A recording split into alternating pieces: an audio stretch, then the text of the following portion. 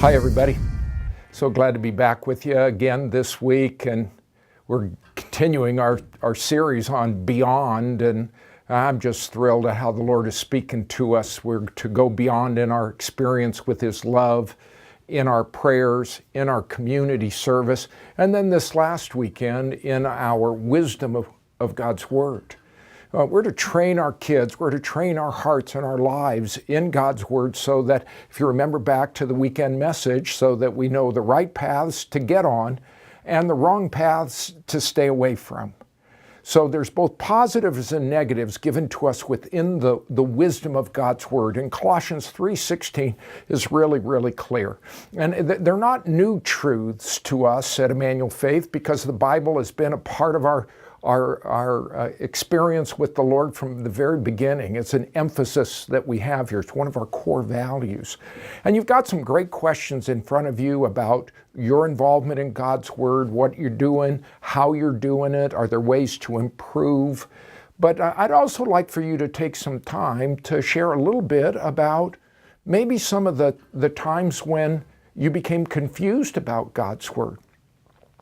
Maybe some times an experience where you weren't quite sure that God was with you, even though His Word said so. And we all go through those times when our faith gets tested.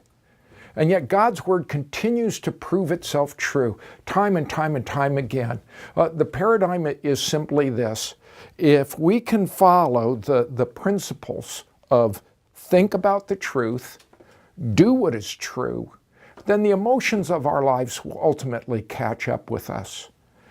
Oftentimes we do before we think. Oftentimes we feel before we think or do.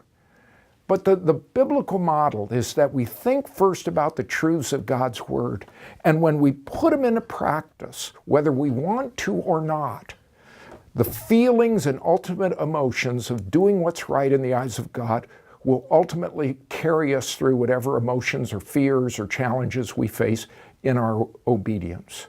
So I didn't have time to get to it, so you just think about those principles.